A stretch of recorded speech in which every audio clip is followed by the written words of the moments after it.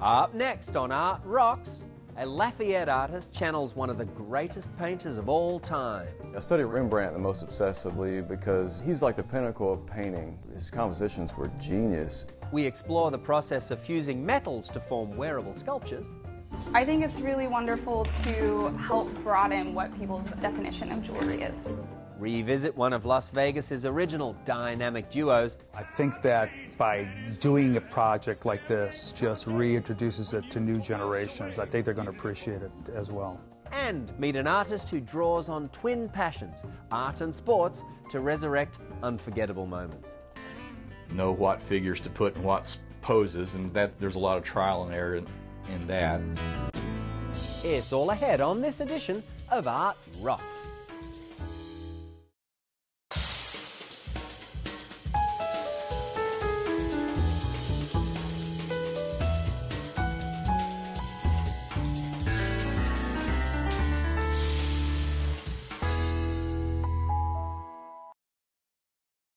Art Rocks is made possible by the Foundation for Excellence in Louisiana Public Broadcasting and by viewers like you. Hello and welcome to this edition of Art Rocks with me, James Fox Smith, publisher of Country Roads magazine. Much of art's educational power derives from the techniques that artists invent to express the world around us. However, some prefer to draw their inspiration from the old masters to see things in new ways. Lafayette artist Jeromy Young is among them, and he couldn't have picked a more revered icon to emulate.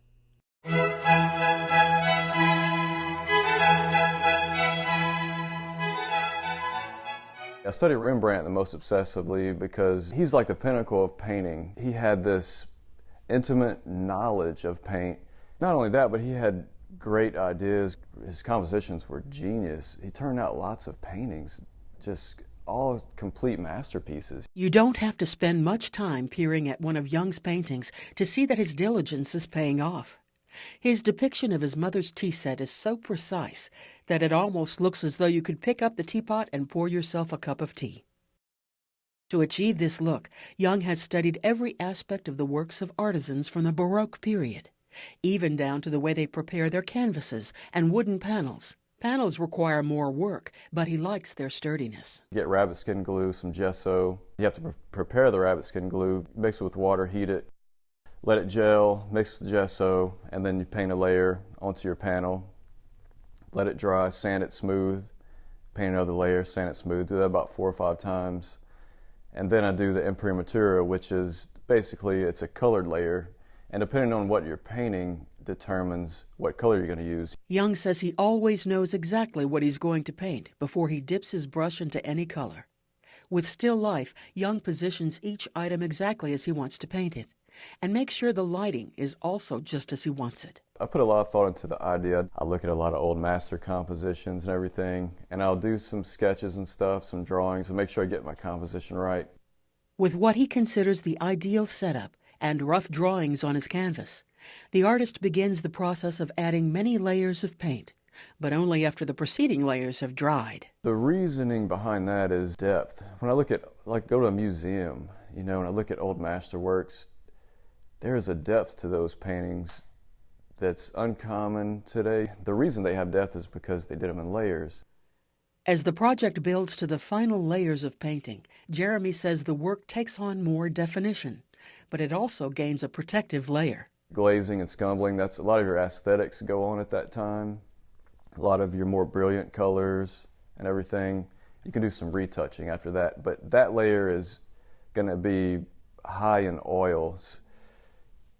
Each successive layer has to have more oil than the last so that it prevents cracking. Many of Young's completed works look as though they were pulled from earlier times, perhaps because he does study the Baroque period. This is like a Chardin. Chardin was one of the most famous still life painters, so you can get, I find influence from that.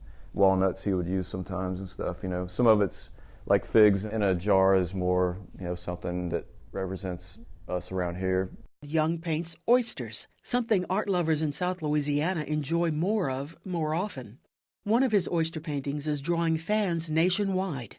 The piece that was showing at the New Orleans auction the minute I walked in and saw it, it was like, it's exquisite.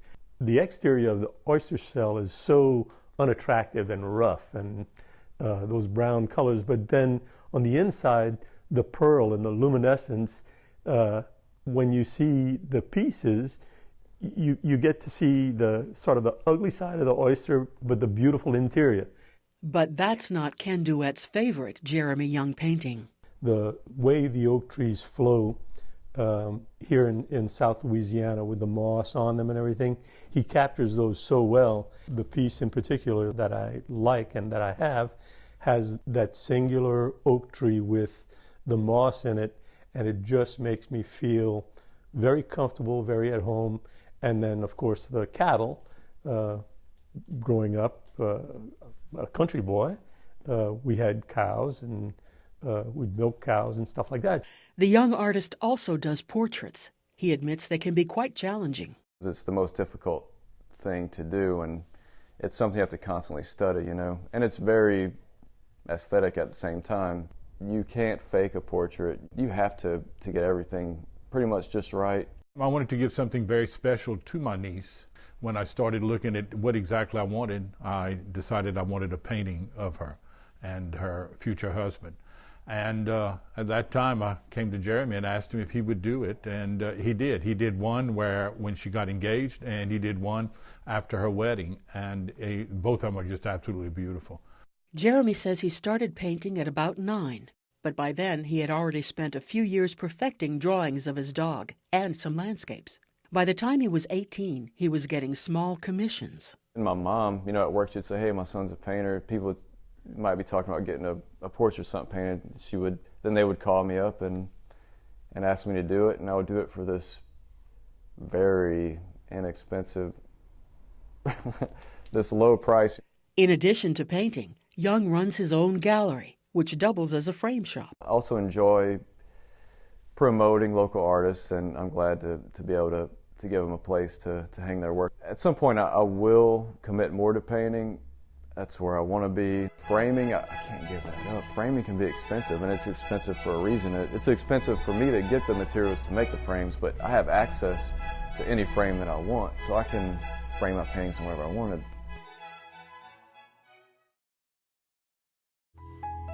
You can learn more about Young's work by visiting gallery912.com. No matter where you live in Louisiana, opportunities to connect with the arts are everywhere, if only you know where to look. So here's a list of some of the goings-on around our state.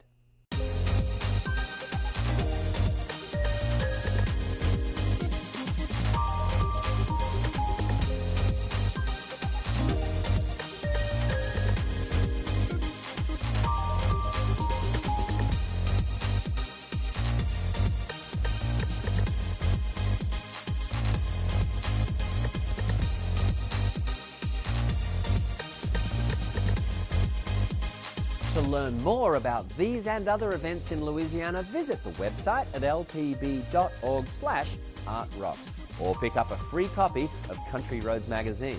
LPB's Art Rocks website also features an archive of previous episodes, so to see any segment again, just log on to lpb.org. Artisan Jera Rose Petal Lodge puts her love of jewellery and her talent for metalsmithing to good use. She fuses steel and silver into sculptural, wearable pieces of art. Take a look at these. This piece is one of my larger pieces of jewelry, and sort of the main concept for it is to have this piece of jewelry that can live as both jewelry or sculpture.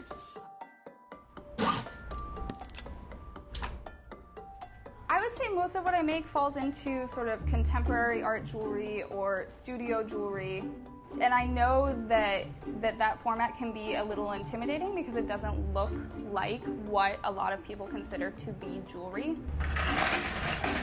So I think it's really wonderful to help broaden what people's definition of jewelry is. My name is Jera Rose Petal Lodge, and I am a metalsmith and a jewelry designer. Jewelry and metal go hand in hand. They have a long tradition together.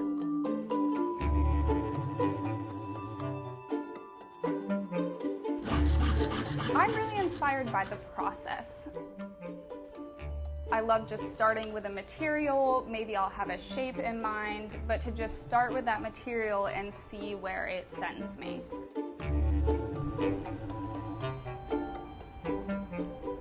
A piece from start to finish, often for me, doesn't start with a definitive idea. I'll start with sort of a vague idea of wanting to make something big or something that moves really well, or maybe, you know, I want to have a simple form that wears really well daily. And then from there, I'll start with a shape, I'll work with it, sometimes in my sketchbook, but often just with material directly. And then once I sort of finalize that shape, I build it out of the metal. I do a lot of cold connecting, so I use pliers and files and saws to build the majority of the form.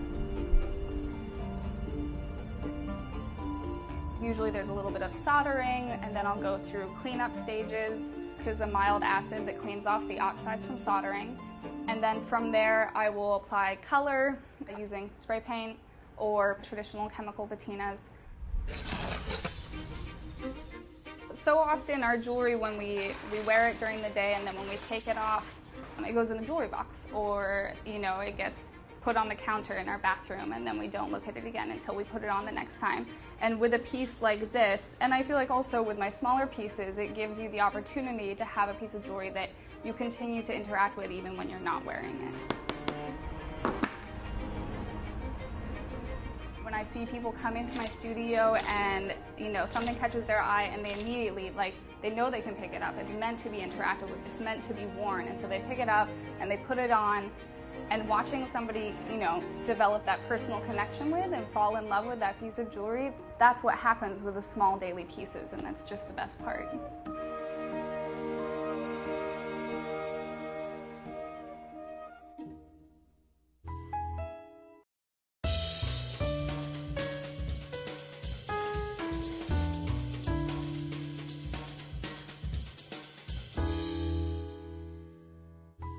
It would take courage and not a little strength to wear some of Miss Lodge's larger pieces, but I know a few ladies who could do them proud.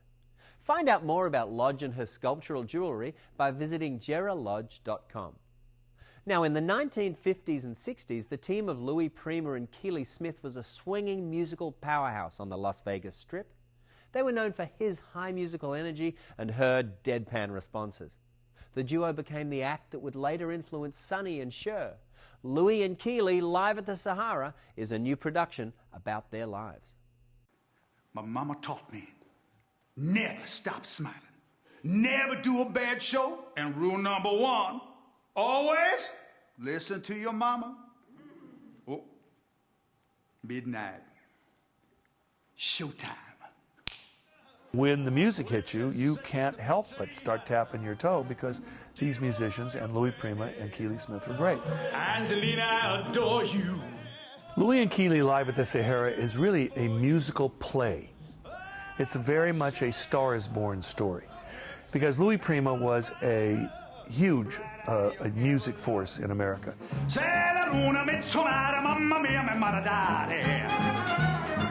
In the early 50s, rock and roll came in. And all those big bands died.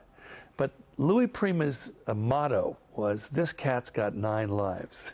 And he kept reinventing himself. Now, piano. What's in that cat played with Chuck Berry? With Johnny Johnson. Go, now, bring the plumber like a now. He met this young 17-year-old girl in Norfolk, Virginia. Her name is Keely Smith. She was a big fan of his. She saw him when he was at the height of his career at the Steel Pier in Atlantic City, and couldn't wait to meet him and wanted to sing for him. I'm Dorothy Keely. My uncle said you were looking for me. And what are you wearing? I was at the beach. I got here as fast as I could. You can't come on stage like that. Yes, she can. I've got a prom dress in the trunk of the car. Go get it. That's more like it. I own every album you ever made. Great. You and you alone bring out the gypsy in me. You're catching on. Whoa, whoa, whoa, whoa. he heard her voice and thought maybe he could, put something together and have her as a backup singer. And they invented this act called The Wildest. Got a break to play 2 weeks in Vegas, but to do a series of sets that would start at 11:30 midnight and go until 5, 6 o'clock in the morning. I look in your eyes and I'm glad you're mine. When I'm in your arms, it's so divine. Hear crazy music when I call your name. Baby, baby, baby, do you feel the same? That act proceeded to sort of explode. The acts at the time, of the 50s and 60s, the headliners that included Frank Sinatra, Dean Martin, Sammy Davis Jr., Debbie Reynolds, Tony Curtis. After those headline performers were performing, they would go and see Louis and Keely performing in this lounge. And it just sort of continued to roll from there. I'm gonna tell the rats about you, we'll pack them in. Hey folks, this is the hippest room in Vegas, am I right? I started writing this show with Jake Broder at a tiny 99-seat theater in Los Angeles called Sacred Fools Theater. And Taylor came and saw it. That's how he met us. He came on board, and he knew Keely and started bringing her to see the show. She told me a lot of things that had never been published about Louis and Keely, and also about Keely and Frank Sinatra, various people, friends of theirs, people that were involved with them at the time in Las Vegas. And he then did some expansion, and instead of it being sort of specifically a musical review, said, I think there's a particular arc. When the end comes, I know this is just a gigolo. I'm pregnant. Save it for the stage. I have a fellow named Anthony Crivello, who happens to be from Milwaukee. He was born and raised in Milwaukee. He came to Chicago, cut his theater teeth here, and then went to New York.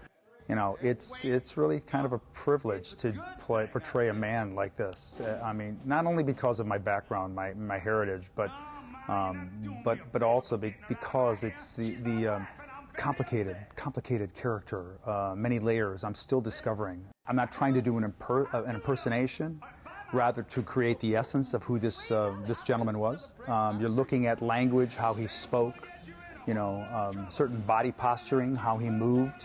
Not only walked and talked, but also danced, and how he flowed, how he conducted a band. It's all those important pieces, and then, very importantly, how he worked with Keely Smith. Anytime he can throw in a little something from Milwaukee. So we have a character coming in into his first show, and he says, "Where are you from, big guy?" And he says to me, "Milwaukee." So then I just started improvising a line to just get him across the stage.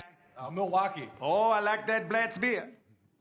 And it became part of the script. I've been listening to you since I was a bambino. So Anthony Crivello is playing Louis Prima, and he is a consummate performer. He is great. He's got a great voice. He's a fantastic actor. Louis Prima was from New Orleans. He had a New Orleans accent, and Tony has completely digested that. He's great in the show.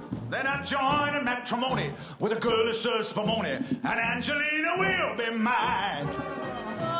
Forget about me. Don't worry about me, 'cause I'll get Be along. happy, my love.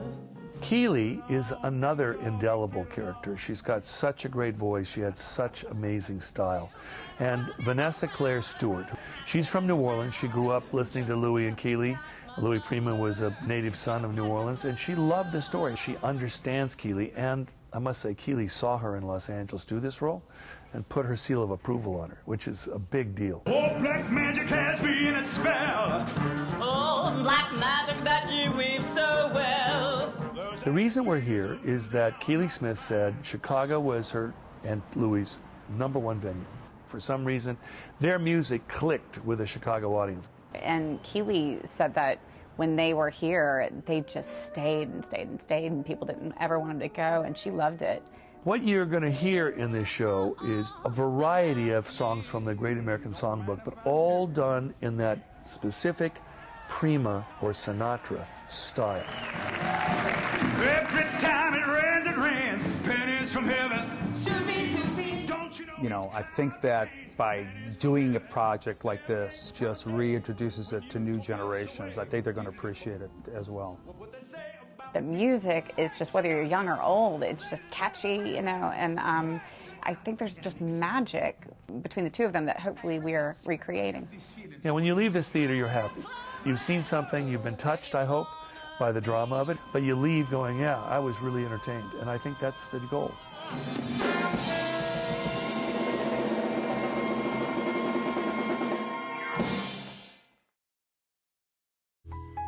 Bringing you back home now for our Louisiana Treasure segment. The people of Shreveport are embracing a relatively new treasure, a 20-foot-high fiberglass Dalmatian. The dog oversees the scene at Shreveport's Regional Arts Council. The Dalmatian was erected in 2014. It is symbolic of the firefighters who once worked at the old fire station that is now home to the Arts Council. An arsonist set a fire that destroyed the original home of the Arts Council in 2009. Josh Porter tells us more now about this popular dog that rose, as it were, from the ashes. The Dalmatian serves as a guardian or protector of the arts for all of Shreveport Common. It definitely has a new look at night. All the spots light up in different configurations for different holidays. The design came from Bill Joyce and Brandon Oldenburg of Moonbot Studios as their kind of gift to the Arts Council once we moved into this building. It was built off-site and then transported here by a flatbed truck and put in position.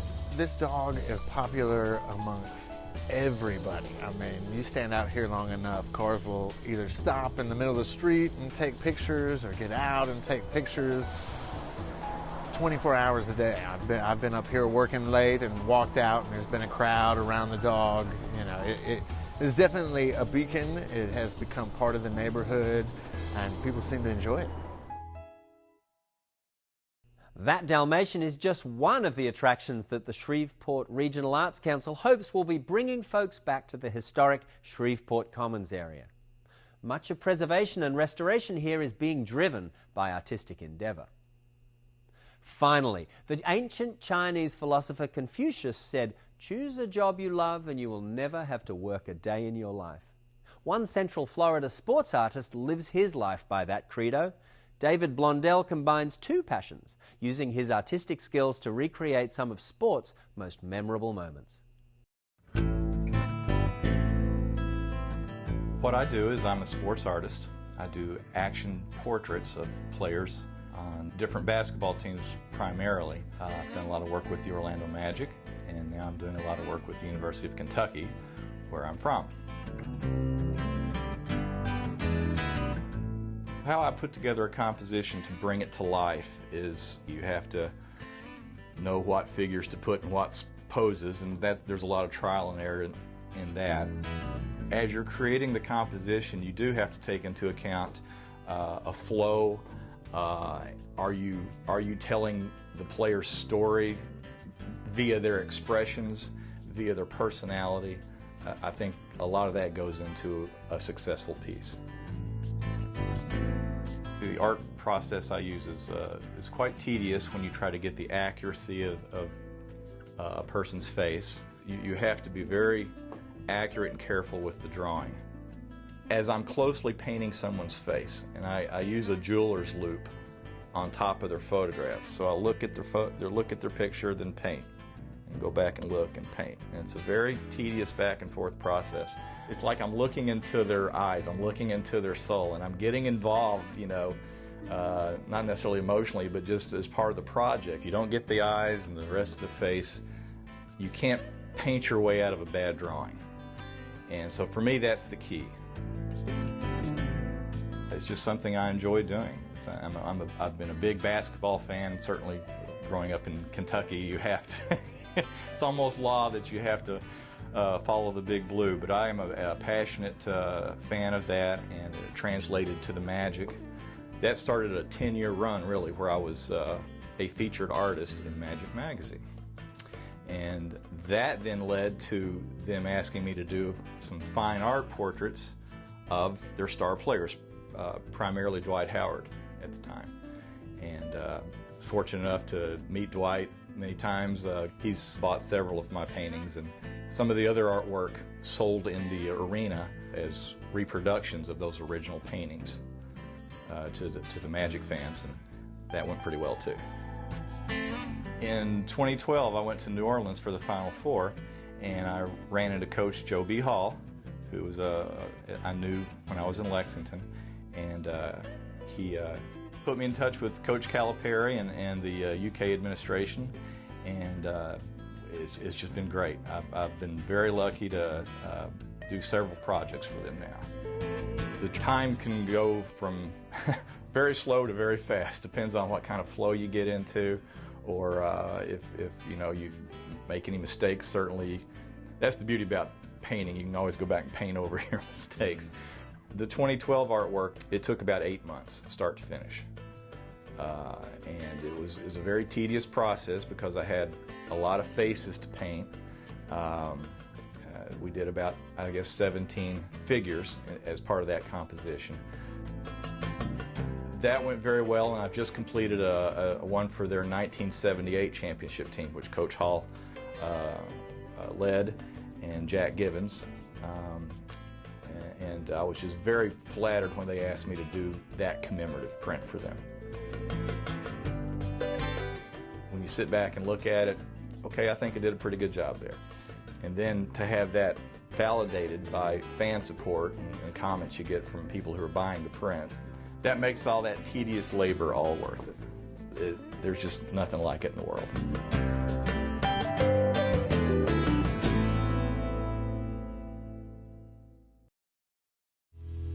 And that's going to wrap up this edition of Art Rocks. But remember, you can always watch episodes of Art Rocks at lpb.org/artrocks. And that's also a great place to find out about what's going on in the visual and performing arts across the state. And until next time, I'm James Fox Smith, and thanks for watching.